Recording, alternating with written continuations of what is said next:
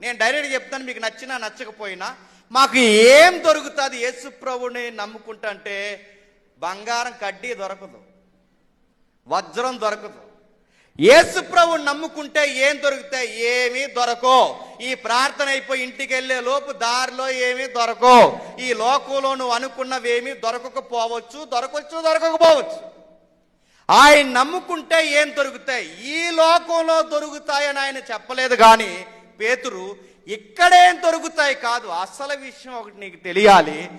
రాబోతున్న అదృశ్య లోకంలో నీకొకటి కన్ఫామ్ చేసి రెడీగా ఉంచాను. పేతురు అడిగింది ఏంటి? అన్నీ వదిలేసి వచ్చాం, మాకేం దొరుకుతుందని ఈ లోకపు దృష్టికోణంలో అడిగాడు. ప్రభు ఏ దృష్టికోణంలో చెప్తున్నాడు? రాబోతున్న ఒక కాలము, రాబోతున్న ఒక ప్రపంచం ఉంది. ఆ ప్రపంచంలో ఏం జరుగుతుందో చెప్తున్నాడు చూడండి.